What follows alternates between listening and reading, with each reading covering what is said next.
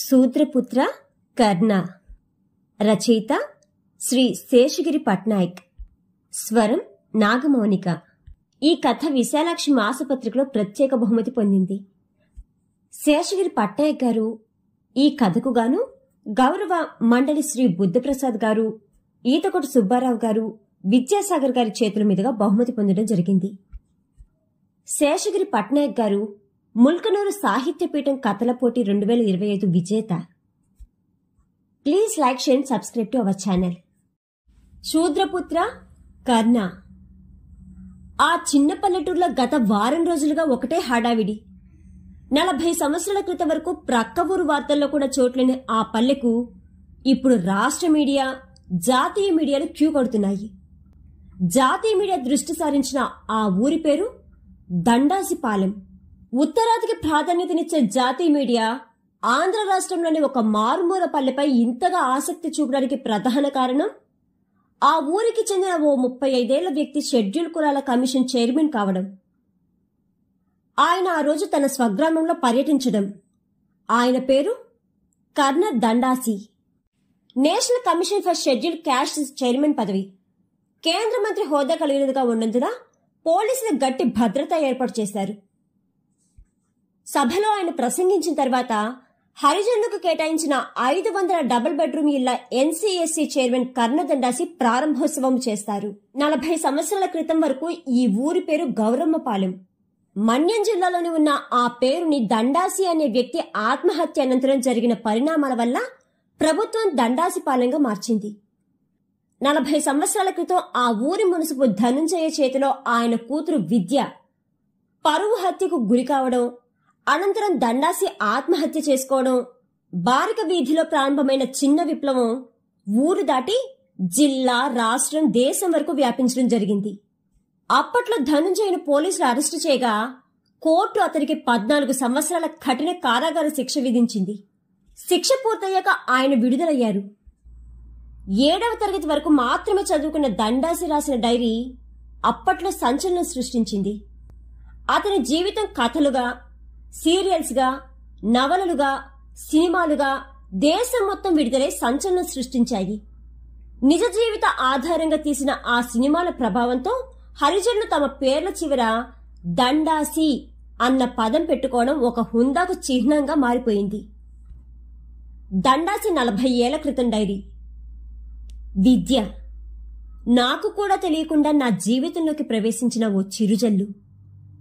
ఆమె నా జీవితంలోకి వచ్చిన క్షణం నుంచి ప్రపంచం మొత్తం అద్భుతంగా కనిపించసాగింది. మునసపు రాజారత్నం గారు మరణించి నెల కావుస్తోంది.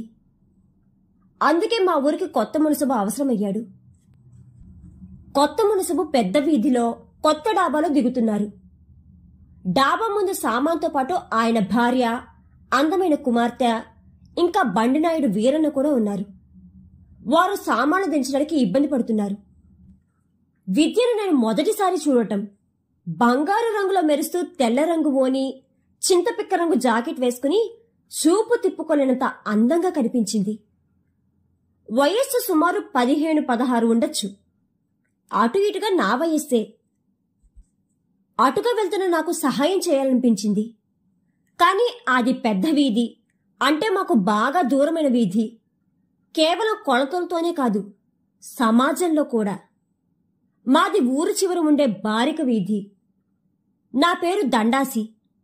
మీకు ఈ పేరు కొత్తగా అనిపించొచ్చు, కానీ మా జాతిలో పేర్లు ఇలాగే ఉంటాయి. ఏయ్, కొద్దిగా సాయం చేయవా? ఆమె పలికిన ఆ స్వరం వీణనాదంలా అనిపించింది.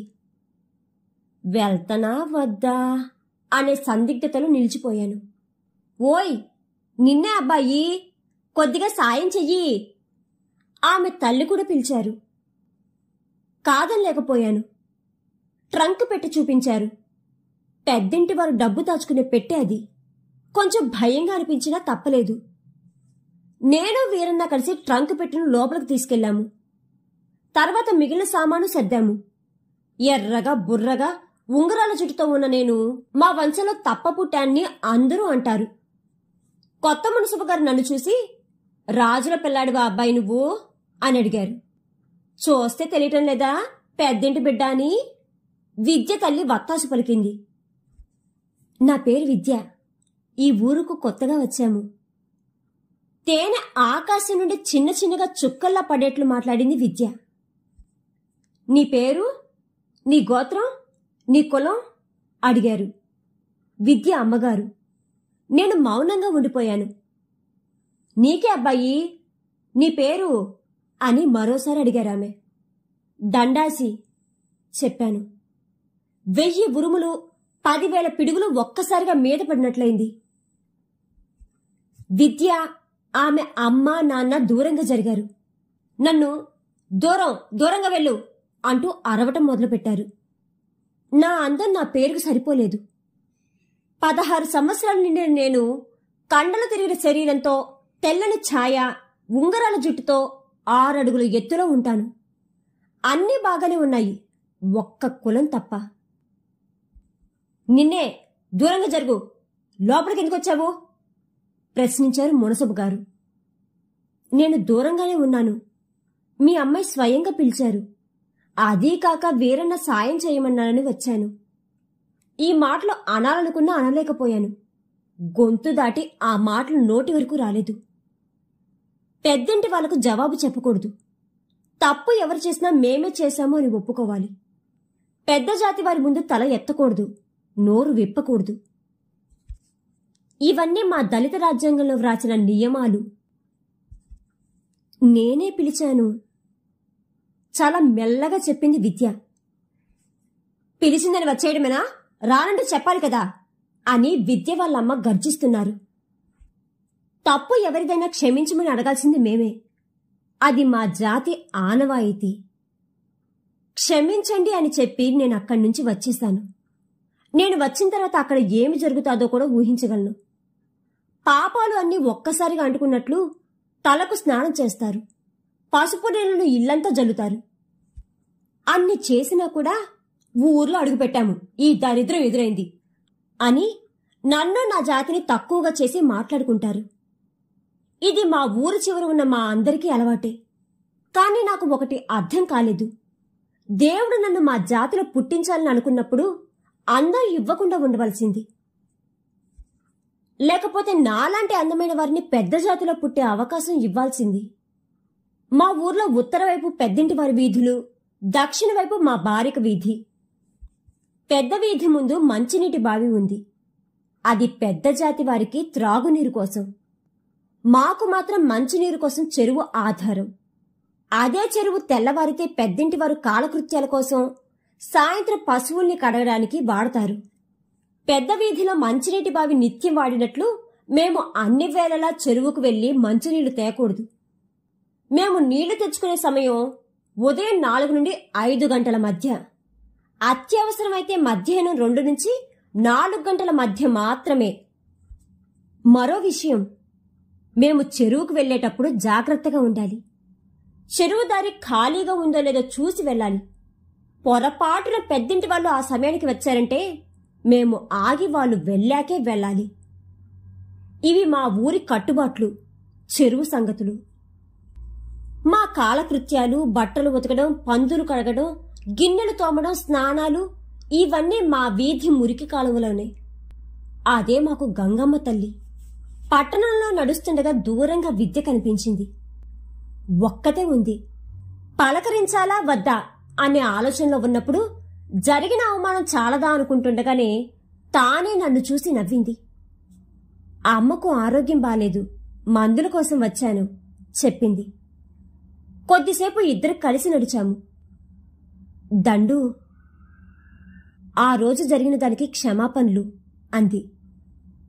ఎప్పుడు మేమే అందరికీ క్షమాపణలు అడగాలి, కానీ మొదటిసారి ఒక పెద్ద జాతి అమ్మాయి క్షమాపణలు అడిగింది. విచిత్రంగా అనిపించింది. అనవసరంగా ఆ రోజు నా కారణంగా తిట్లు కాశావు. నేనే పిలిచాను, పిలవకుండా ఉండాల్సింది. నీకు నా మీద కోపం వచ్చి ఉంటుంది అంది. ఇలాంటివి మాకు మామూలే అన్నాను. అది సరే, నన్ను ఏమని పిలిచావు అని అడిగాను. అంటే అంటే నీ పేరు సరిగా గుర్తులేదు. నీళ్లు నమ్ములుతూ అంది. నా పేరు నిజంగా గుర్తులేదో లేక ఆ పేరు నచ్చక ఇలా పేరు మార్చిందో ఆ మాత్రం తెలుసుకోలేనా? ఈ పెద్ద జాతి వారు పేరు పెట్టి పిలవడమే మాకు గొప్ప. ఒరే అరే అనకుండా మనసులో అనుకున్నాను, అమ్మకు ఆయాసానికి మందులు తీసుకెళ్ళాలి, నాకీ ఊరు కొత్త, నాకు సాయంగా ఉండు అంది విద్య. ఒక్క ట్రంకు పెట్టుకు 2 బకెట్ల నీళ్లు స్నానం చేశావు. నాతో ఊరంతా తిరిగితే మీ నాన్నగారు చెరువును మీ ఇంట్లో పెట్టించేస్తారేమో అన్నాను. గట్టిగా నవ్వింది. పనులన్నీ పూర్తయ్యాక మళ్లీ మా ఊరు చేరుకున్నాం. చాలా కాలమైంది. సాయంత్రం స్కూల్ వైపుగా నడుస్తున్నాను. దూరంగా విద్య కనిపించింది. తన స్నేహితులతో కలిసి వస్తోంది. నన్ను చూసింది. ఒక్కసారే కాదు, 3-4 సార్లు వెనక్కి తిరిగి చూసింది. ఆ క్షణాలే నాకు అద్భుతంగా అనిపించాయి. రోజులు గడుస్తున్నాయి. జ్ఞాపకాలు మాత్రం నన్ను వదలడం లేదు. ఉదయం 8 అయ్యింది. విద్య కోసం పెద్ద వీధి వైపు నడిచాను. వాళ్ళ ఇంటి దగ్గరికి రాగానే గుండె వేగం పెరిగిపోయింది. ఆశ్చర్యంగా ఆ గుమ్మం దగ్గరే నా కోసం ఎదురు చూస్తున్నట్లు విద్య నిలబడి ఉంది. నన్ను చూసి ఆనందంగా నవ్వింది. ఆమె లోపలికి వెళ్లి మళ్లీ బయటకు వచ్చింది. మళ్లీ లోపలికి వెళ్ళింది. ఇలా 2-3 సార్లు చేసింది, నవ్వుతూ నా వైపు చూస్తూ. నెల రోజులు దాటాయి. మనసు చంపుకోలేకపోతున్నాను. ఎదురు చూసిన రోజు వచ్చేసింది. వాళ్ళింటి నుండి కర్రలు కొట్టేందుకు పిలుపు వచ్చింది. ఆ పని చేస్తే 5 రూపాయల పాటు ఒక పూట భోజనం, కూర, చారు, బియ్యం ఇస్తారు. ఈ అవకాశంతోనైనా మరోసారి విద్యను చూడగలుగుతాను. విద్య కొబ్బరి పెంకులో టీ వేసి నాకు ఇచ్చింది. మా చిన్న జాతుల వారికి వారు ఇచ్చే టీ, నీళ్లు అందులోనే ఇస్తారు. అన్నం తినాల్సి వస్తే టేకు చెట్టు ఆకు తెచ్చుకోవాలి. విద్య నా దగ్గరికి వచ్చి, నువ్వంటే నాకిష్టం అని మెల్లిగా చెప్పి ఇంట్లోకి పరిగెత్తి వెళ్ళిపోయింది. ఆ రోజు నాకు అన్ని పండగలు ఒక్కసారి వచ్చినట్టు అనిపించింది. రోజులు గడుస్తున్నాయి. కాని ఈ మధ్యగా ఆమెను చూసే భాగ్యం దక్కడం లేదు. రాత్రిళ్ళు నిద్ర పట్టడం లేదు. పగలు ఆకలి వేయడం లేదు. ఎవరితోనూ మాట్లాడడం లేదు. విద్య విద్య విద్య. నా మనసుతో ఆమెతోనే నిండిపోయింది. ఒకరోజు నాయుడు ఇంటి నుంచి కబురు వచ్చింది. విద్య ఇంటి పక్క ఇల్లు నాయుడు ఇల్లు. ఆ ఇంటికి ఆనుకుని ఉన్న మురికి కాలువ నిలిచిపోయింది. శుభ్రం చేయాల్సిన పని మా జాతిదే. నాకు వెళ్ళాలనిపించలేదు. మా వీధిలో ఉన్న నా అన్న వరస, నా మిత్రుడు భీమ్ను వెళ్ళమన్నాను. వాడు వెళ్లేటప్పుడు విద్య గురించి చెప్పాను. వాడు కోపంగా, నీకు మతిపోయిన దండాసే, పెద్ద జాతి అమ్మాయి కావాలనుకుంటున్నావా? ఊళ్ళో ఈ విషయం బయటపడితే గుండు గీసి పిండి చుక్కలు వేసి ఊరేగిస్తారు. గుర్తులేదా మన గిరిగాడి చావు? వాడు తప్పు లేకపోయినా వాడికి మన జాతికి జరిగిన అవమానం ఇంకా సిగ్గు రాలేదా నీకు అన్నాడు బిగ్గరగా అరుస్తూ. గిరి మా వీధిలో అందగాడు. వాడి వెంట 100 ఎకరాల భూస్వామి రాజా రామయ్య కూతురు జాబిలి తిరిగేది. వాడు తన కులం, పరిస్థితి స్పష్టంగా చెప్పినా ఆమె వదల్లేదు. చివరికి ఈ విషయం పెద్దలకు తెలిసిపోయి ఊరి మధ్యలో గుండికియించి పిండి చుక్కలు వేసి వాడిని ఊరేగించారు. తర్వాత వాడు ఆత్మహత్య చేసుకున్నాడు. ఏమిటి ఆలోచిస్తున్నావు దండాసి? అందమైన పిల్ల కావాలనుకుంటే నా చిట్టిని చేసుకో, అంతేగాని గిరిలాగా ప్రాణాల మీదకు తెచ్చుకోవద్దు అన్నాడు భీమ్. అది మామూలు మాట కాదు, త్యాగముతో కూడిన హెచ్చరిక. పెద్దింటి వారి పట్ల మాకున్న భయం. చిట్టి అంటే భీమ్కి కాబోయే భార్య. పక్షం రోజులు గడిచాయి. మా ఇంటి చింత చెట్టు నీడన నులక మంచం మీద పడుకున్నాను. దూరంగా రోడ్డు మీద విద్య నా వైపు చూసి రమ్మన్నట్లుగా సైగ చేసింది. దండు, నిన్ను వదిలి ఉండలేకపోతున్నాను, అందుకే ధైర్యం చేసి ఇటు వచ్చాను. నువ్వంటే నాకు ఇష్టం దండు, నువ్వు నన్ను పెళ్లి చేసుకో, ఇద్దరం దూరంగా వెళ్ళిపోదాము అంది విద్య. నాకు అలానే ఉంది విద్య. మనిద్దరం ఒకరి కోసం ఒకరు పుట్టాము. కానీ నువ్వు పెద్దింటి అమ్మాయివి, నేను ఊరి చివర బారికను అన్నాను. నువ్వేమీ చెప్పకు. నీ జాతి కులం నాకు అనవసరం. నేను నీకు కావాలి, నువ్వు నాకు కావాలి, అంతే. ఒకవేళ చావు వచ్చినా ఇద్దరం కలిసి చనిపోదాం దండు అంది. ఇది జరిగి వారము దాటింది. బ్రాహ్మణ వీధి నుండి నాకు కబురు వచ్చింది. మేము ఎప్పుడు ఆ వీధి వెళ్ళం, వెళ్ళకూడదు. వెళ్తే వాళ్ళు మమ్మల్ని చూసి శుచి శుభ్రం అని నానా హంగామ చేసి స్నానాలు చేస్తారు, శుచి పూజ చేస్తారు. మేము తప్పనిసరి అయి వెళ్ళాము అంటే అర్థం వాళ్ళ వీధిలో ఎవరో ఒకరు చనిపోయారు అని. అప్పుడు మేము శవపేటకు ఏర్పాట్లు, కొండ తెచ్చి ఇవ్వటం, శవాన్ని దహనం చేసే పనులు వంటి కార్యక్రమాలకు ఉపయోగపడతాము. సమాజంలో మాకు శూద్రులు అంటారు. మేము చావులకు కాటి కాపరిగా, ఊర్లో దండోరాలు వేయటానికి, మురికి కాలువలు శుభ్రం చేయటానికి, కర్రలు కొట్టడానికి, చెప్పులు కుట్టడానికి, చెత్తలు తీయడానికి, మలమూత్రాలు శుభ్రం చేయడానికి ఉపయోగపడతాము. ఇంకా జాతరలో పులివేషాలు, అగ్గిలో దూకటం, గారడీలు చేయటం వంటివి కూడా మా పనులే. నాకు ఎప్పుడూ ఒక ప్రశ్న మదిలో ఉంటుంది. కాటి కాపరిగా మేమే లేకపోతే శవం ఎవరు తగలబెడతారు? చెప్పులు మేము కుట్టకపోతే వాళ్లే కుట్టుకునేవారు కదా. కాలువ శుభ్రం చేయటకు మేము వెళ్ళకపోతే వాళ్లే చేసుకుందరు కదా. ఇంకా మేము మలమూత్రాలు శుభ్రం చేయకపోతే వాళ్ళ ఆడవారు వాటిని శుభ్రం చేసి ఉండేవారు కదా. ఇవన్నీ ఆలోచిస్తే జాతి భేదం ఎంత నీచమైనది అనిపిస్తుంది. భీం పెళ్లి దగ్గర అవుతోంది. మా వీధిలో పండగ వాతావరణం వచ్చేసింది. అందరూ రోజు సరదాగా ఇప్పసారా తాగుతున్నాము, పంది మాంసం రోజు తింటున్నాము, ఇంకా వీధి వేషాలు, రంగులు పులుముకోవడం చేస్తున్నాము. రాబోయే ఆదివారం భీం చిట్టిల పెళ్లి. మా వీధి అందరూ ఎదురు చూస్తున్న పెళ్లి. అన్నీ ముందు నుంచి ప్లాన్ చేసుకున్నాము. కానీ అందరం అనుకున్నట్లు జరిగితే మేం బారిక వీధి వాళ్ళం ఎందుకు అవుతాము? ఆ రోజు మధ్యాహ్నం 3:30 అయింది. చిట్టి చెరువుకు మంచినీళ్లు తేవడానికి వెళ్ళింది. అదే సమయంలో ఊరి మునసబు కూడా చెరువుకు వచ్చాడు. చెరువు వద్ద నిర్మానుష్యం. ఎండాకాలం కావడంతో అక్కడ ఎవరూ లేరు. కేవలం మునసబు, చిట్టి మాత్రమే. ఏయ్ మాలపిల్ల ఆగు అని పిలిచాడు మునసబు. చిట్టి ఆగింది. ఆగకపోతే పంచాయతీ పెడతారు. కావాలని చిట్టి ఎదురు వచ్చిందని తీర్మానం చెప్తారు. ఆ పైన నానా హంగామా చేసి కొరడా దెబ్బలు కొడతారు. అందుకే చిట్టి పరుగు పెట్టకుండా ఆగింది. ఏయ్ మాలపిల్ల, ఈ వాణి నా కూతురు విద్యది కదా, దాన్ని ఎప్పుడు దొంగలించావు అంటూ వాణిని లాగి పారేశాడు. సిగ్గుతో చేతులు కప్పుకుంది చిట్టి. ఇది కూడా నా ఆవిడ జాకెట్ కదా అంటూ జాకెట్ని చింపేశాడు. కొద్దిసేపటికి చిట్టిని చింత చెట్టు వెనకకి లాక్కెళ్లాడు. చిట్టి వాళ్ళ అమ్మకి అంతా చెప్పింది. మరునాటి ఉదయం మా వీధికి మురికి కాలంలో చిట్టి శవం కనిపించింది. భీం గుండె పగిలిపోయినట్టు వెక్కి వెక్కి ఏడ్చాడు. మా వీధి అంతా దుఃఖంలో మునిగిపోయాము. మరుసటి రోజు భీం నా దగ్గరికి తాగి వచ్చాడు. దండాసి, నువ్వు ఆ పెద్దింటి విద్యను చేసుకోవాలి. నా బ్రతుకు నాశనం చేసిన వాళ్ళ పిల్లలకు మన జాతి కోసం తెలియాలి. వాళ్ళ జాతి కూడా మనలోనే పంది మాంసం తినాలి. వాళ్ళ ఆడవాళ్ళు సారా తాగాలి ఆవేశంగా అంటూ ఏడ్చాడు. వారం తర్వాత మునసబు ఇంటి నుంచి కబురు వచ్చింది. మా బారిక వీధి నుండి 4 వెళ్ళాము. అయిందేదో అయిపోయింది. మీ వీధిలో భోజనాలకు, పంది మాంసానికి, సారాకు ఈ 5,000 రూపాయలు ఉంచండి అన్నారు పెద్దలు. బయటకు వస్తున్న భీమును పిలిచి, ఒరే బారిక, రేపు మంగళవారం దండోర వేయాలి. ఇక నుండి చెరువు వైపు బారిక వీధి వాళ్ళెవరూ రాకూడదు. మంచినీళ్లకు వీధి ముందు మురికి కాలవనే వాడాలి అన్నాడు మునసబు. సరే అన్నాడు భీం.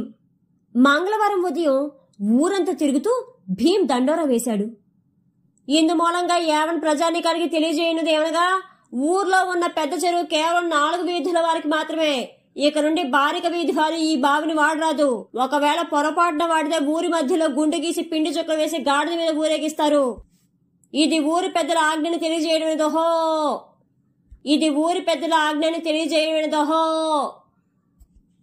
ప్రతి 5 అడుగులకు ఒకసారి అరుస్తూ ఊరంతా దండోర వేసి ఇంటికి చేరుకున్నాడు భీం. నాకు ఒక్క విషయం అర్థం కాలేదు. మేము అంటరాని వాళ్ళమైనప్పుడు మా చిట్టి మాత్రం అంటరానిది కాలేదా? దాని మానం అంటరానిది కాదా? అప్పుడు మా జాతి గుర్తుకు రాలేదా? ఇది ఎన్నటికీ అర్థం కాని ప్రశ్న. కాలం గడుస్తుంది.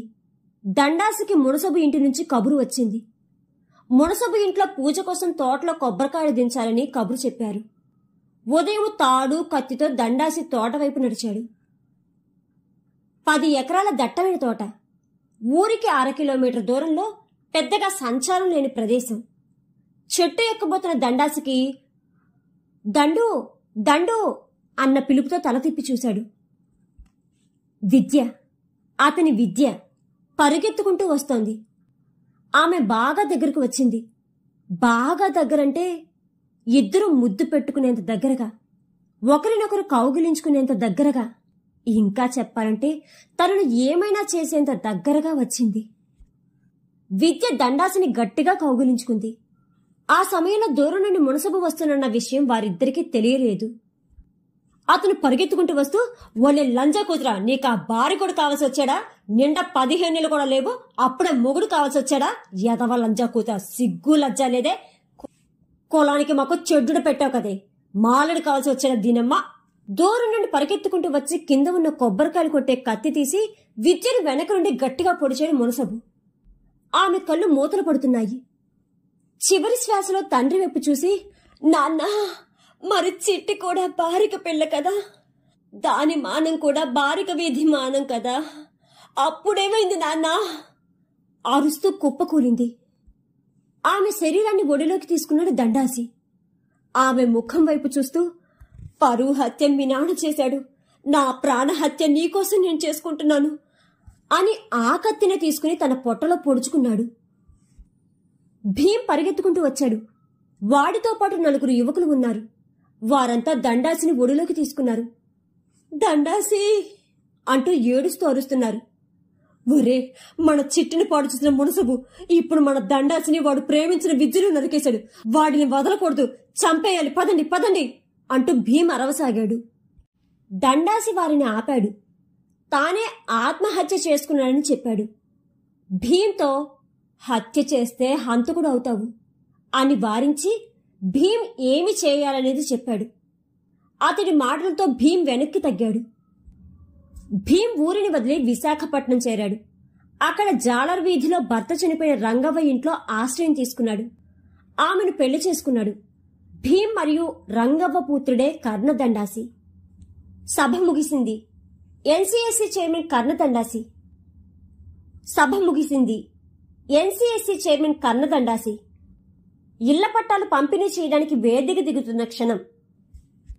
ఓ 85 సంవత్సరాల వృద్ధుడు ఆయన కాళ్ల వద్ద పడి క్షమాపణలు కోరుతూ ప్రాధేయపడుతున్నాడు. కర్ణదండాసి 2 చేతులతో ఆయన్ను లేవనెత్తాడు. ఆ రోజు నుంచి ఈ రోజు వరకు ధనుంజయ గారు ప్రాయశ్చిత్తంతో కుమిలిపోతున్నారని, జైలు నుండి విడుదలయ్యాక హరిజనవాడను దత్తత తీసుకుని స్కూళ్లు, రోడ్లు నిర్మించారని, తన మొత్తం పొలాన్ని హరిజన సంక్షేమ కోసం కేటాయించారని వివరించారు. బాబాయ్ వరుస అయిన దండాసి ఇంటికి వెళ్లాడు కర్ణదండాసి. తను ఇంత వాడిని కావడానికి కారణము బాబాయ్ అని, చనిపోయే ముందు నాన్న భీంకు చెప్పిన హితబోధ వల్లనే నేను ఇంత వాడిని అయ్యేందుకు దోహదపడిందని, తండ్రి ప్రతిరోజు ఇక్కడ జరిగిన బాబాయ్ కథ గుర్తు చేస్తూ తన్ను చదివించారని చెప్పాడు. అక్కడి నుండి తన తాతయ్య, నానమ్మలు ఉండే ఇంటి దగ్గరకు వెళ్లి పెద్దల ఆశీర్వాదం తీసుకున్నాడు. ఆ రోజు రాత్రి ఆ ఊరులోనే బస చేశాడు. ఊరుకు పెద్ద మనుషులు వస్తే ఊరు పెద్దలు వారి ఇంటికి పిలిచి దావత్ ఇస్తారు. కానీ ఆ రోజు ఊరు పెద్దలతో పాటు ఆ ఊరి మాజీ మునుసబు ధనుంజయ కర్ణదండాసి ఇంటికి వచ్చారు. ఆ రాత్రి ఊరంతా పండగ చేసుకున్నారు. రచయిత శేషగిరి పట్నాయక్ గారు రచించిన శూద్రపుత్ర కర్ణ అనే ఈ కథ కనుక మీకు నచ్చినట్లయితే please like, share and subscribe to our channel.